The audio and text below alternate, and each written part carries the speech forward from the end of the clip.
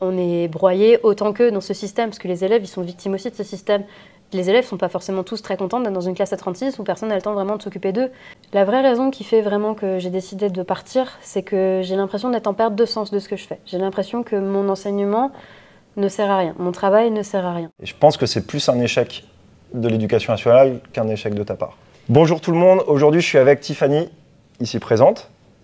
Voilà. Vous l'avez vu passer dans la dernière vidéo sur la chaîne YouTube où t'expliquais c'était une réaction à chaud. Prof, c'est un métier comme les autres. Ça veut dire qu'on a le droit d'être absent, on a le droit de partir en congé maladie, on a le droit d'être en congé maternité et surtout, on a le droit de démissionner, on a le droit de ne plus avoir envie de tout ça, n'en déplaise aux personnes qui pensent que c'est un métier planqué avec 15 heures de travail par semaine et 4 mois de vacances payées dans l'année. Parce que Tiffany donc démissionne de son métier de professeur pour un autre avenir dont on parlera après. Or, je voulais remercier tous ceux d'entre vous qui ont laissé des gentils messages sous la vidéo, c'est hyper cool. Et puis aujourd'hui, on va faire l'interview un peu à froid pour essayer de débriefer un petit peu tout ça. Alors peut-être pas tout, parce qu'on va essayer de pas excéder 20 minutes, on verra. Et puis, mais avant toute chose, moi je voulais commencer en disant que j'ai assisté à une scène surnaturelle, parce que Tiffany, elle enseignait il y a 2 ans dans le même lycée que moi. Et en fait, on est arrivé pour faire l'interview, et là, on est complètement en retard parce qu'on est tombé sur ses anciens élèves qui l'ont attrapé direct quand on est arrivé, des étoiles dans les yeux, en mode « Ah bah maintenant on fait de la physique, c'est trop bien, etc. » Et je sais reconnaître un élève qui a des étoiles dans les yeux, et là, tout à l'heure, c'était assez incroyable. Je crois que tu as été touché d'ailleurs. Ah ouais, non mais... Ouais. J'ai la larme à l'œil là, mais ils étaient... Ils étaient très mignons, très sympas. Mais les tout premiers élèves qu'on n'oublie jamais, c'est première expérience d'enseignement, première classe.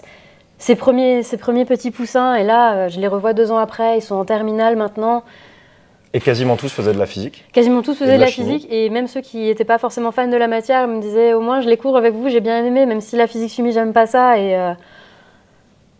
dans le contexte dans lequel on est là, je démissionne pour plein de raisons. Je recroise mes anciens élèves qui en fait se souviennent encore de moi, des cours que je leur ai donnés, des moments qu'on a passés ensemble. Mais Donc d'ici la fin de la vidéo, tu vas changer d'avis et revenir. Non, je déconne.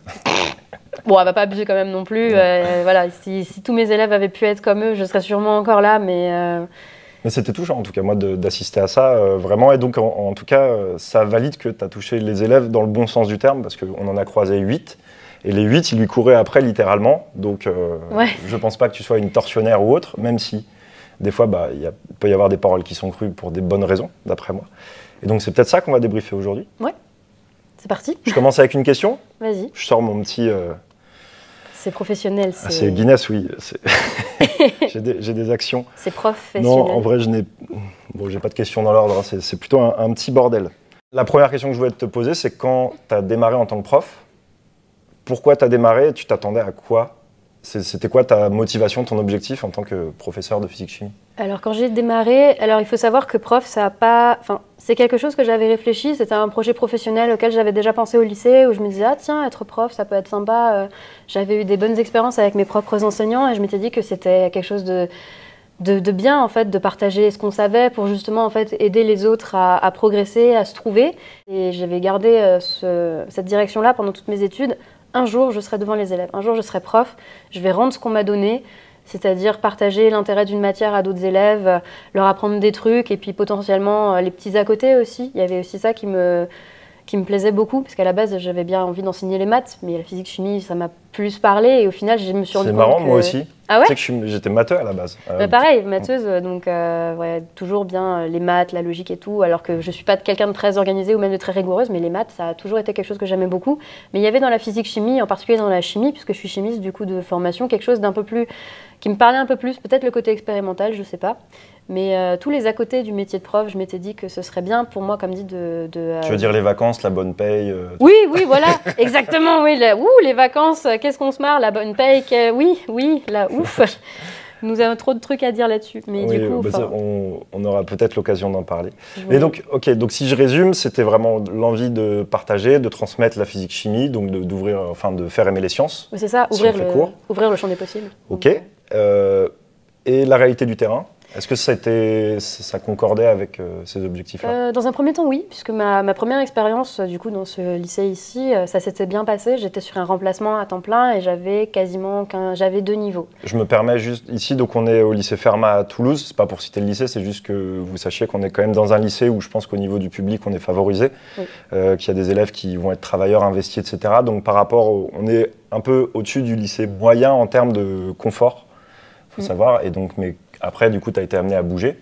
Oui, j'ai été amenée à bouger, puisque du coup, certains d'entre vous le savent peut-être, d'autres pas, mais mon statut d'enseignante, c'est contractuel. Ça veut dire que je ne suis pas anoblie par le concours du CAPES. J'ai décidé en fait d'envoyer ma candidature au rectorat à la fin de mon doctorat en disant bonjour. Moi, j'aimerais bien, littéralement, hein, j'ai envoyé un mail en disant bonjour, je viens de finir ma thèse, j'aimerais enseigner, est-ce que vous avez quelque chose pour moi? Et du coup, le rectorat m'a tout de suite recontacté. J'ai eu un entretien téléphonique très sommaire, hein, finalement, où en fait je me suis retrouvée affectée 2 jours au lendemain de ma thèse au lycée Fermat sur un remplacement à temps plein. Et comme ce départ d'enseignant était prévu, les niveaux que j'avais étaient prévus aussi, c'est-à-dire 2 niveaux pour justement pas que si jamais pas de remplaçant, ça n'impacte pas les élèves, d'avoir peut-être quelqu'un de moins expérimenté qui arrive en milieu d'année pour pas perturber les élèves. Donc j'avais que 2 niveaux. J'avais des secondes, des terminales. Et effectivement, au lycée Fermat, on a beaucoup d'élèves qui sont plutôt motivés, investis, qui peut-être ont les parents derrière qui les incitent à travailler plus régulièrement. Dans une classe de 35 élèves, j'avais peut-être 23 élèves en moyenne qui voulaient faire spé physique chimie l'année d'après. Donc il y avait tout intérêt à s'investir en cours avec moi et à faire de leur mieux pour avoir le niveau nécessaire pour prendre les options, les enseignements spécialités qui les intéressaient. Donc on est d'accord que c'est absolument pas représentatif de ce qu'a le prof de physique chimie moyen dans une classe de lycée. C'est absolument pas représentatif. J'ai eu beaucoup de chance d'avoir comme première expérience le lycée Fermat. Parce que du coup, c'est vrai, c'est très confortable d'avoir des élèves qui sont investis, qui posent des questions, qui réagissent à ce qu'on dit, qui s'impliquent dans les projets un peu, pas extrascolaires, mais les projets, les à côté qu'on peut mettre en place. Je vais proposer des exposés, par exemple, à des élèves sur base de volontariat, des choses comme ça. Ça avait plutôt bien marché. Je sais que là où je suis maintenant, si je le reproposais, j'aurais aucune réaction, je le sais. Donc, Du coup, et donc la réalité du terrain, dans un premier temps, oui, parce que ici, bon, bah, top. Et après, dans la suite, l'année dernière, cette année? L'année dernière, ça a été la désillusion. Parce qu'en fait, je suis passée de, certes, un temps plein avec 2 niveaux, à un autre temps plein, mais avec, j'avais 5 niveaux différents. J'avais 13 classes, j'avais des 6e, des secondes, des premières, des terminales. Et les premières, c'était un niveau dédoublé. J'avais l'enseignement scientifique en tronc commun et l'enseignement de spécialité.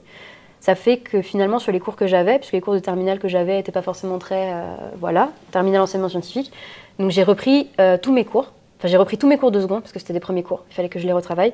Et j'ai dû faire des nouveaux cours pour 4 nouveaux niveaux. Donc ça a été une démultiplication de la quantité de travail. Et finalement, j'avais un public vachement varié, parce que du coup, j'étais dans un établissement où peut-être les physiciens, les scientifiques étaient moins représentés. Dans ma classe de seconde, par exemple, j'avais moins de la moitié qui voulait faire physique l'année d'après, donc déjà, c'est un public différent. Et la majorité des heures que j'avais, c'est un public qui est contraint à la physique-chimie. Ça veut dire que c'est de l'enseignement qu'ils n'ont pas choisi, puisque ça fait partie du tronc commun. C'est un enseignement qui leur est imposé, donc ils arrivent réfractaires à ce qui va se passer en classe. Et ça, c'est quelque chose à quoi j'étais pas vraiment préparée. Je m'étais préparée à avoir des élèves qui n'aiment pas la matière et essayer de faire mon mieux pour les faire progresser, pour leur montrer que bah, finalement, les sciences, même si t'es pas excellent, bah, tu peux quand même apprendre quelque chose parce que ça reste un socle commun de connaissances et c'est toujours un peu intéressant, même si tu tout le monde a besoin d'un petit peu de culture générale scientifique. Voilà, c'est ça. C'est vrai que j'ai l'impression que l'enseignement scientifique, c'est une des facettes du naufrage de la dernière réforme, quoi. Oui, en tout cas, moi personnellement, j'estime que l'enseignement scientifique est responsable à 70% de mon propre naufrage en tant qu'enseignante. Ah ouais. Parce que je me suis retrouvée à enseigner quelque chose, des notions un peu larges, pour lesquelles j'étais pas forcément formée. Puis surtout, on a fait un truc avec cet enseignement scientifique qui me paraît, c'est toi qui vas me dire, hein, parce que moi je ne l'ai pas enseigné, mais des retours que j'ai des collègues qui est très hypocrite, c'est-à-dire qu'on estime qu'on peut enseigner à la fois à des gens qui font pas du tout de sciences et à des gens en fait qui sont spécialisés en sciences, leur donner le même enseignement, et si bien que bah, du coup ceux qui font pas du tout de sciences, c'est pas très accessible, et ceux qui se spécialisent là-dedans, ça les ennuie parce que c'est trop le b.a.-ba, quoi. Donc, ils ont l'impression qu'on leur apporte rien en fait. Donc l'enseignement scientifique, c'est en théorie l'ancien programme des filières L et ES qui a été rendu accessible en fait à tous les élèves et qui fait désormais partie du tronc commun en première et en terminale. Et en fait, cet enseignement scientifique se repose sur les bases de la seconde, ce qui déjà est un mauvais point de départ, puisque les élèves qui n'ont pas ces bases-là, qui ne les ont pas acquises, se retrouvent en fait à les traîner d'année en année. Et du coup, on a des spécialistes qui aiment bien les sciences, mais qui du coup n'ont pas l'impression d'apprendre quelque chose. Les non-spécialistes qui se sentent forcés dans la science, c'est-à-dire qu'ils n'aiment pas ça. Beaucoup d'excuses que j'ai, c'est moi, madame, je suis une littéraire, je ne sais pas faire ça. Alors qu'on pourrait, c'est peut-être une bonne idée d'avoir un socle commun, un espace de tronc commun, quelque chose d'un peu sympa, un peu d'histoire des sciences peut-être, on leur raconte des histoires. Et c'est ce que j'aime bien faire. Mais ça aurait été plus pertinent. Mais le problème, c'est qu'on est trop sur quelque chose de forcé, et malgré tout, il reste des calculs, il y a des formules, des définitions, et des choses qui sont... En fait, tu tortures à la fois les scientifiques et les non-scientifiques. On torture tout le monde, même nous en fait, on est torturés aussi. Je pense qu'il y a des enseignants qui peuvent s'épanouir là-dedans à partir du moment où ils font tout sauf le programme, à partir du moment où ils choisissent de quoi ils vont parler, raconter des histoires, des choses qui leur tiennent à cœur à eux. Je précise juste avant de passer à la suite que sur l'enseignement scientifique, bon, je pense que nous on a le même point de vue. C'est un point de vue, pour vous faciliter une idée, qui je pense est majoritaire dans la communauté enseignante. Il n'est pas unanime non plus, hein. J'ai déjà eu des retours de quelques collègues qui étaient satisfaits de cet enseignement, ou de quelques élèves. Je crois que ça reste assez rare quand même.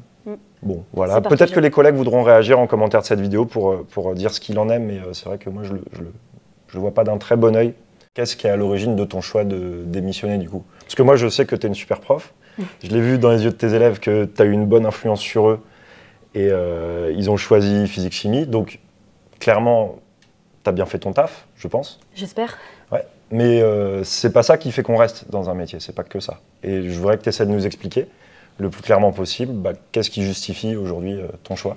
La vraie raison qui fait vraiment que j'ai décidé de partir, c'est que j'ai l'impression d'être en perte de sens de ce que je fais. J'ai l'impression que mon enseignement ne sert à rien, mon travail ne sert à rien. Je viens avec cette intention d'enseigner les sciences à des élèves et éventuellement de leur partager des expériences de vie, puisque j'ai la chance d'avoir un parcours universitaire qui a fait que je suis sortie du système scolaire à un moment. J'ai fait beaucoup de stages, j'ai fait un doctorat. J'ai des choses que je peux éventuellement leur partager sur le post-bac. Tu es capable de les aider à s'orienter bien. Quand j'ai des élèves de première, là où j'étais prof principale l'année dernière, qui me parlaient de leur vœu de post-bac, ils ne savaient pas quoi faire, j'avais des choses à leur expliquer, des choses à leur apporter potentiellement.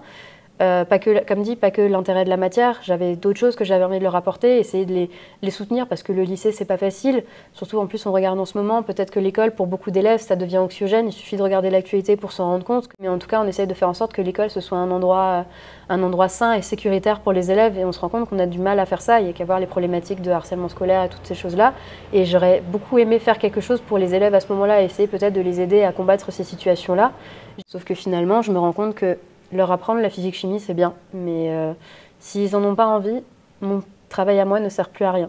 Les élèves, en dehors des heures de cours, et là, tu es confronté, du coup, mis à part la première année d'expérience, tu es confronté à des classes où en fait... La physique-chimie, c'est pas leur truc, ça les intéresse pas. Et du coup, ils arrivent avec cette idée réfractaire que la physique-chimie, pour eux, c'est pas intéressant, c'est trop dur, ils en feront plus après. Donc... déjà là, par exemple, par rapport où je disais les classes de fermage, j'avais 35 élèves et peut-être 23 voulaient faire physique. Là, sur 3 classes de seconde, j'ai 120 élèves à peu près, il y en a une vingtaine qui veut faire physique. Dont dans une classe, j'en ai que 3. Et ça me soulève une question, est-ce que tu arrives à vraiment transmettre des choses efficacement à ces 20-là? C'est difficile, c'est très difficile parce que justement, les classes sont énormes. On a 36 élèves devant nous. Et ces 36 élèves arrivent chacun avec leur background, leur niveau, leur envie de faire de la physique ou pas, leurs envies pour la suite, leurs lacunes aussi. Et finalement, s'adapter à 36 élèves, c'est super dur, c'est extrêmement difficile parce qu'il faut être capable en fait de leur apporter quelque chose, mais quelque chose de différent à chacun d'entre eux parce que tous n'ont pas les mêmes besoins. Tu as une hétérogénéité de niveau qui est énorme. Dans une de mes classes, j'ai un écart, j'ai un élève qui a 1 de moyenne, un élève à 18. C'est la même classe. Et j'ai tous les écarts qui vont avec. Et ces différences de niveau, elles s'expliquent par plein de façons. Des élèves qui ont des facilités, des élèves qui travaillent plus, qui ont plus facilement accès à des choses, qui leur permettent de mieux réviser, un environnement familial plus cadré. Il y a beaucoup de choses qui sont variables et chaque élève a besoin d'autre chose. Donc, c'est pas tellement qu'est-ce que j'arrive à apporter aux 20 qui ont envie de faire l'aspect, mais est-ce que je peux leur apporter ce qu'eux ont besoin pour justement faire l'aspect l'année prochaine, tout en apportant aux 100 autres ce qu'eux ont besoin pour l'année d'après. C'est-à-dire un niveau moyen en physique pour avoir du coup une année de seconde sereine, parce que finalement... C'était un peu ce que cachait ma question, c'était est-ce qu'on arrive finalement à est-ce qu'il est possible de satisfaire les besoins de tous les élèves, à la fois des 20 qui veulent aller dans l'SP, et puis de ceux qui sont vraiment totalement largués, et puis du milieu de classe. Je ne sais pas s'il y a des enseignants qui y arrivent, mais moi, très clairement, je n'y arrive pas. Je me suis bien rendu compte que aider des élèves avec des grosses lacunes en sciences, ou même en maths, puisque finalement, les maths, c'est un peu la clé du problème en physique-chimie, c'est que beaucoup d'élèves, quand ils se rendent compte qu'en physique-chimie, on fait des maths, ça les arrête. Et du coup, c'est difficile, parce qu'on c'est vrai plus tard aussi. Hein. On fait des calculs, on fait des produits en croix, et ça, c'est pas encore acquis. Il y a beaucoup de choses qui ne sont pas acquises, et du coup, rattraper les lacunes de certains, c'est difficile, tout en gardant les bons élèves intéressés. Pour moi, un bon élève, c'est juste un élève avec qui on prend du plaisir dans la salle de classe, en fait. On est là, il est content de nous voir, on est content de le voir, et puis on se dit peut-être que ouais, il sera pas physicien plus tard, mais il aura peut-être un peu appris quelque chose, il aura un petit peu progressé, et si c'est pas de la physique chimique, il aura appris de toi, il aura appris autre chose. Peut-être une anecdote un peu marrante sur un fait scientifique, ou peut-être une méthodologie de rigueur, ou alors peut-être juste que à ce contrôle-là, il aurait eu 10, il aurait eu la moyenne, et du coup il est content, parce que ouais, il a eu 10, il a réussi quelque chose. Donc à partir du moment où on peut leur apporter quelque chose, même si c'est pas dans la matière en question qu'on enseigne, nous on est content de ça. Et donc là, si je résume, la principale cause, je sais qu'il y en a d'autres, mais une des principales causes, c'est que tu as l'impression de ne pas pouvoir apporter quelque chose vraiment. Le contexte, en fait, la situation, la surcharge de classe, le nombre de classes, les envies des élèves, les proportions des élèves qui ne veulent pas faire la physique-chimie, fait qu'en fait, tu as l'impression de bosser et qu'en face, il ne se passe rien. Il n'y a rien de plus frustrant que d'arriver dans une salle de classe où il y a 36 personnes en face de vous, et que quand vous posez une question, quand vous demandez quelque chose, il n'y a aucune réponse en face. C'est limite pire que de se faire bordéliser, c'est-à-dire c'est un terme qu'on utilise en tant que prof, quand par exemple les élèves font du bordel dans la salle de classe et que enseigner devient impossible. Mais du coup, limite, je ressens encore pire que ça, que la bordélisation, je ressens... c'est la récré. Ah salut. L'un des seuls avantages à être prof, c'est la pause café entre les 2 heures de cours, parce que ça calme la migraine. On en a besoin, nous avons besoin de la récré. Et du coup, quand les élèves restent dans la salle de classe et que nous, on va aller en récré, c'est... Ah oui, moi, ils me le font tout le temps. Monsieur, j'ai des questions chez Attends. Non, tu m'envoies un mail, moi j'ai besoin de mon café. Un petit café, s'il te plaît. Faut que je m'assoie, là, Et donc, vas-y, continue ton point. T'en étais où? Je sais plus. Mince, on a perdu le fil. J'ai perdu mon fil. Où étais-je? Qu'il n'y a rien de plus frustrant que d'avoir une classe inerte, en fait. Limite, une classe inerte, c'est plus frustrant qu'une classe qui bordélise. Parce qu'une classe qui bordélise, en général... On peut bordéliser avec eux, allez. C'est quelques élèves, on leur jette des craies, là, comme ça les calme un peu. J'ai fait ça j'ai pas fait ça tout le temps, je l'ai fait quelques fois, mais ça marche. C'est une technique pédagogique comme une autre. Voilà. Ça, je laisse ou pas? Ah, tu peux. C'est une technique pédagogique comme une autre. Hein. Ça travaille le réflexe en plus, trajectoire de la craie... Si je récapitule, on a un vrai problème sur les classes à gros effectifs avec des énormes hétérogénéités de niveau. C'est vrai qu'en fait, il y a comme si on avait un choix impossible, qui est qu'on s'occupe plus des élèves qui sont dans la tête de classe. Je ne vais pas parler de bons ou de pas bons élèves, mais la tête de classe, est-ce qu'on veut les porter plus loin? Mais dans ce cas, on va sacrifier et laisser seuls ceux qui ont le plus besoin, ou est-ce qu'on s'occupe de ceux qui ont le plus besoin et on sacrifie la tête de classe? Et j'ai envie de dire, beaucoup de profs, ce qu'on se retrouve des fois à faire, c'est à essayer de viser un peu au milieu et à prendre énormément de temps libre, donc les soirées, les week-ends, machin, pour créer des contenus de pédagogie différenciée, parce que j'en vois venir qui vont dire « Ah, mais pourquoi vous ne faites pas de la pédagogie différenciée ?» Je pense qu'on en a tous fait. Oui, simplement, le nombre d'heures, il explose. Enfin, voilà, c'est-à-dire qu'il y a une vie après le boulot, pas toujours, mais on essaye. Et quand on fait beaucoup de pédagogie différenciée, comment dire, on se noie et parfois, c'est pas la bonne chose à faire non plus. C'est ça. En fait, je dis des fois à mes élèves, choisir, c'est renoncer.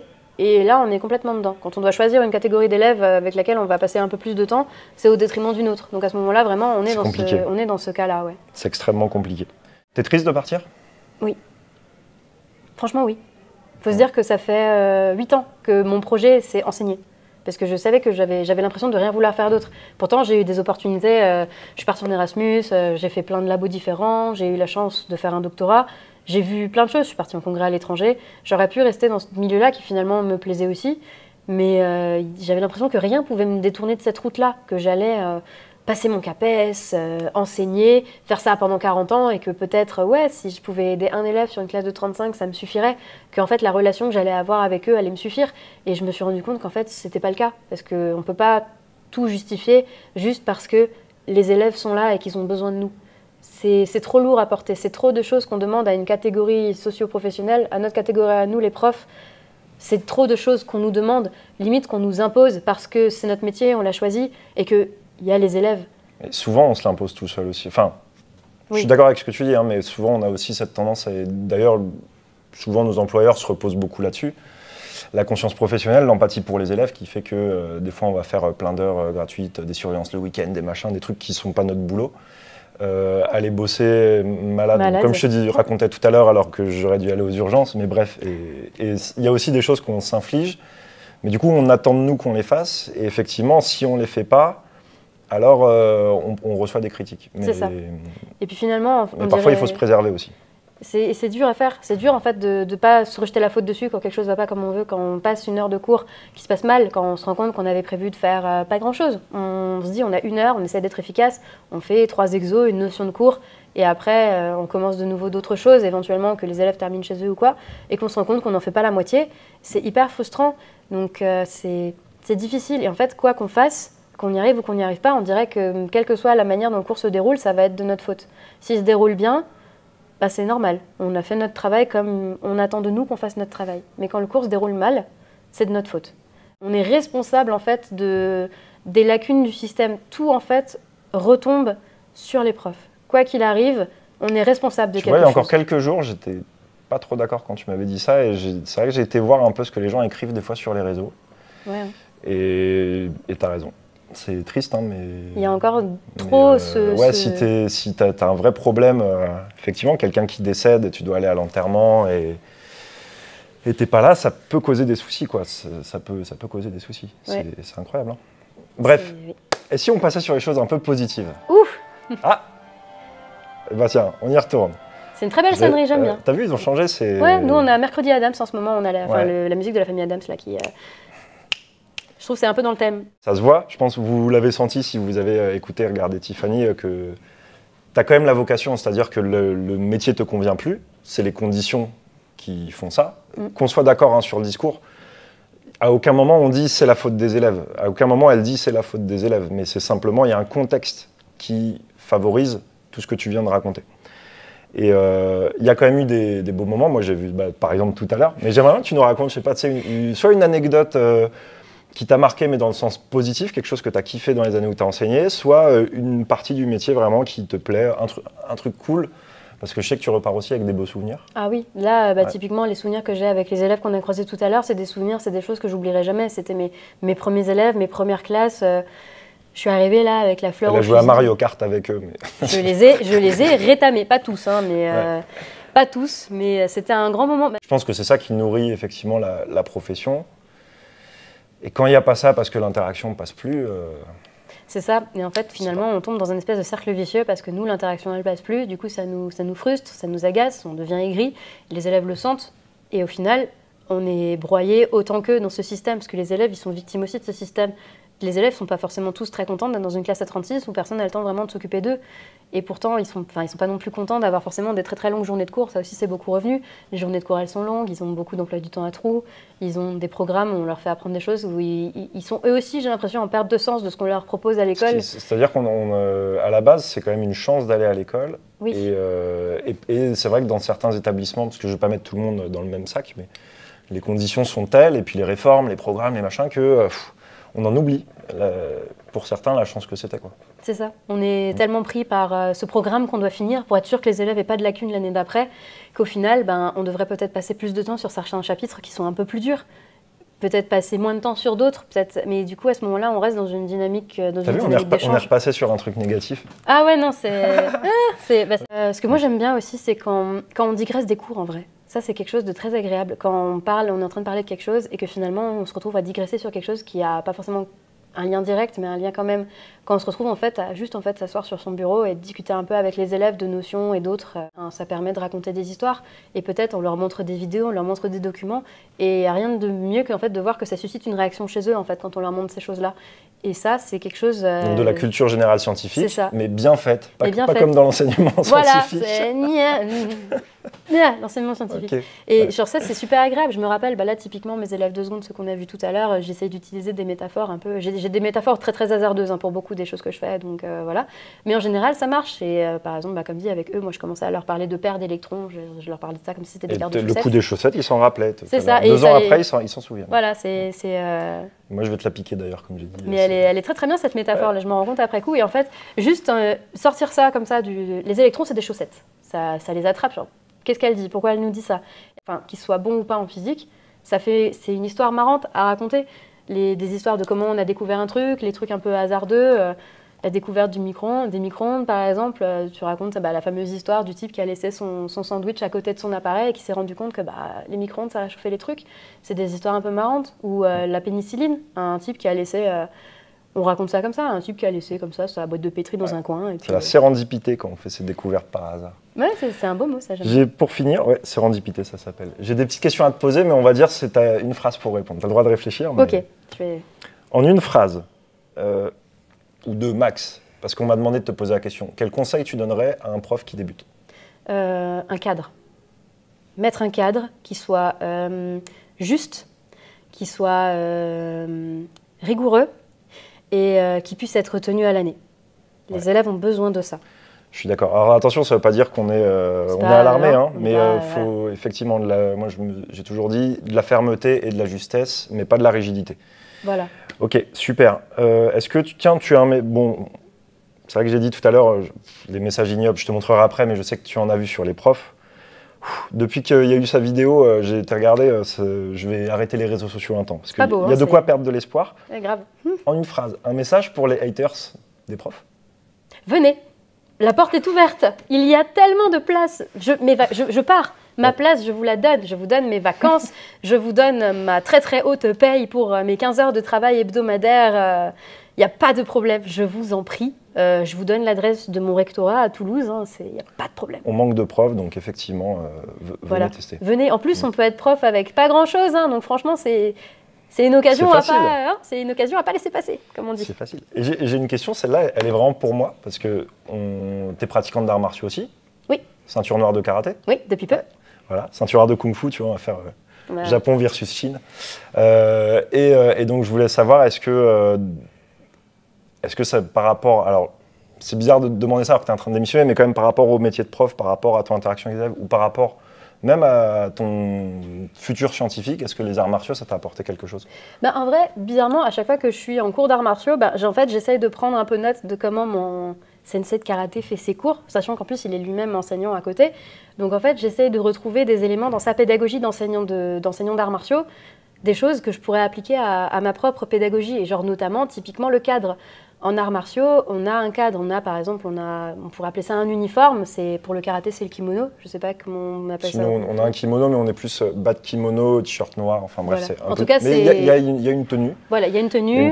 Il y a une tenue. Par exemple, en chimie, moi, on me demande pourquoi, madame, on met la blouse en TP de chimie. Déjà pour des raisons de sécurité assez évidentes, et puis surtout, comme dit, ça fait partie de l'attirail du chimiste, c'est la tenue de base. Et le cadre, comme dit, on arrive, on salue avant d'entrer, on salue son enseignant, on salue les autres élèves. Il y a aussi ce cadre et ces choses desquelles on ne doit pas déroger, et cette volonté en fait de se conformer à quelque chose pour en fait pouvoir progresser. Après, comme dit, quand on est pratiquant d'arts martiaux et quand on est élève dans une salle de classe, il y a des choses qui sont bien différentes. Déjà, la raison pour laquelle on est là, elle n'est pas du tout pareille, mais il y a des choses dont j'ai essayé de m'inspirer. On ne comprend pas toujours tout de suite le cadre, c'est-à-dire que ça, moi, pour quelqu'un qui avait pas de cadre et qui détestait les cadres, c'était pas évident, mais parfois on te pose un cadre qui est pas évident et puis en fait c'est avec la pratique que tu comprends pourquoi il était là. C'est ça, et ça soulage, j'avais pas spécialement de cadre non plus, même maintenant en tant qu'enseignante, un cadre j'en ai pas, et pourtant quand j'arrive du coup dans mon dojo de karaté, on se salue, on s'assoit les uns après les autres, dépendant de notre ordre de ceinture, et on se pose. Pendant 10 secondes, on a une petite méditation, on se repose. On sait qu'après ça, on va saluer l'enseignant, qui va nous saluer aussi. Donc il y a aussi ce respect mutuel entre un enseignant et ses élèves, parce que l'enseignant salue ses élèves comme les élèves saluent l'enseignant. Ça existe ça dans l'éducation nationale? J'en ai beaucoup qui me disent bonjour quand je leur dis bonjour à l'entrée de la salle de classe, mais on n'est pas sur un 100%. Hein, j'exagère évidemment, mais on n'est pas à 100%, ouais, c'est sûr. Voilà, et du coup c'est reposant. On sait ce qui va se passer, je sais ce que l'enseignant attend de moi. Que je me donne à fond, que je progresse à mon niveau. Il le dit souvent en plus, c'est pas juste une question de niveau, c'est aussi une question d'implication. Et ça marche aussi dans les matières qu'on enseigne. C'est pas une question de niveau, la plupart du temps, c'est surtout une question d'implication. On aime avoir des élèves qui s'impliquent dans ce qu'on fait avec eux, parce que nous, on a envie de s'impliquer pour eux. Et c'est bien d'avoir un retour là-dessus, parce qu'on se sent utile. Et comme dit, moi, ça me manque maintenant, de me sentir utile. T'es utile en tant que prof, mais après, il y a besoin de se sentir utile, et là c'est vrai que tu es dans un contexte où c'était moins le cas, et on va finir du coup, il y a le futur, tu as plein de compétences, parce qu'elle a des compétences d'enseignante, elle a des compétences de chimiste, et donc ma question maintenant, même si moi j'ai un petit peu la réponse, mais on va dévoiler le secret, au service de quoi tu vas mettre ces compétences, c'est quoi le projet, et qu'est-ce qu'on peut te souhaiter de bon pour la suite? Eh bien là, j'ai la chance d'être engagée pour un post-doctorat, c'est-à-dire un poste dans la recherche donc qui va durer 1 an. Je vais réintégrer un labo de recherche et je vais du coup en fait me rendre utile à nouveau, mais différemment, en utilisant d'autres compétences, donc mes compétences de chimiste, pour en fait travailler sur de la chimie à l'interface avec le vivant, pour essayer de faire des choses qui pourraient être appliquées au plus grand nombre, un petit peu de... Parce que la recherche c'est utile, on en a besoin, et même si du coup c'est pas immédiat l'utilité de ce que je fais, puisque du coup je vais pas le voir tout de suite, parce que la recherche c'est un processus qui est très long, mais en fait ce que je vais faire va à un moment ou à un autre potentiellement servir à faire quelque chose. Donc je me ressens à nouveau utile. Et je suis puis t'aimes la science à la base, quoi. Ah bah oui, que faire de la discipline toute la journée, bon ça t'a gonflé, mais t'étais venu enseigner aussi parce que t'aimes la chimie. Oui, j'avais envie. Donc là, tu vas au lieu d'essayer de transmettre la chimie, tu vas faire de la chimie directement. Tu vas fabriquer de la connaissance en chimie, en fait. Exactement. Et c'est quelque chose que j'aimerais beaucoup continuer à relayer sur mes réseaux autant que je le pourrais, puisque c'est un projet qui est un petit peu... TikTok, je vous mets le lien, évidemment. Voilà. Tu sais que moi, je suis devenu prof, mais le projet au début, c'était de faire de la recherche. Et bref, voilà. Ouais, comme quoi, finalement... Ouais, c'est ça. Tu vois, on a croisé les trucs. Ok, cool. Ça veut dire que peut-être dans 1 an, on fera un débrief post-doc. Voilà, le bilan post-doc. Je démissionne du post-doc, je retourne à l'éducation nationale. Non, c'est pas vrai. Peut-être c'est qu'un au revoir, hein, mais ça, je pense qu'il va me falloir un petit temps pour digérer ça, parce que malgré tout, j'arrive pas à ne pas le considérer comme un échec. Donc, je pense qu'il faut le considérer comme une décision courageuse aussi, parce que c'est pas évident de se réorienter si tôt. Et je pense que c'est plus un échec de l'éducation nationale qu'un échec de ta part. J'espère que c'est... Si je peux me permettre. Moi, je le prends bien. Hein, donc, oui. C'est qu'on passe à côté de personnes qui sont comme toi, qui étaient une super prof. Mais en même temps, je me dis là où il ne faut pas regretter... Enfin, c'est regrettable pour l'éducation nationale et pour les élèves.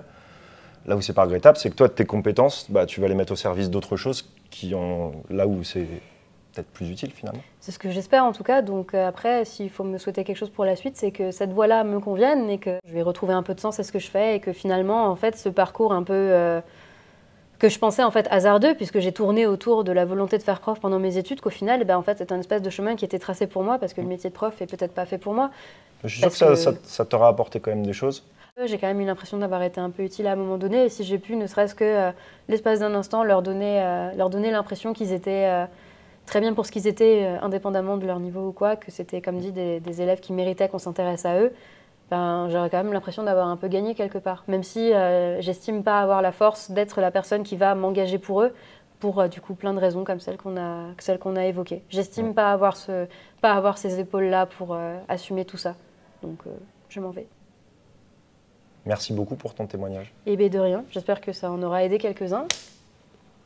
Je suis au pif, on n'a pas prévu de check. C'était hasardeux. Non, merci. Allez suivre Tiffany sur TikTok. Et suivez Raphaël sur Instagram, TikTok. Ouais, TikTok, il n'y a même pas 1000 personnes. Mais... Suivez Raphaël, mais pas dans la rue. Voilà. Et du coup, merci à toi de m'avoir donné cette opportunité pour m'exprimer. Du coup, c'est avec grand plaisir et c'est bien normal parce que tu es une collègue et une amie, donc on est et une consoeur. Non, je peux pas dire consoeur si moi je suis pas une femme. Donc une camarade d'arts martiaux. Une camarade d'arts martiaux. Donc on est triplement liés.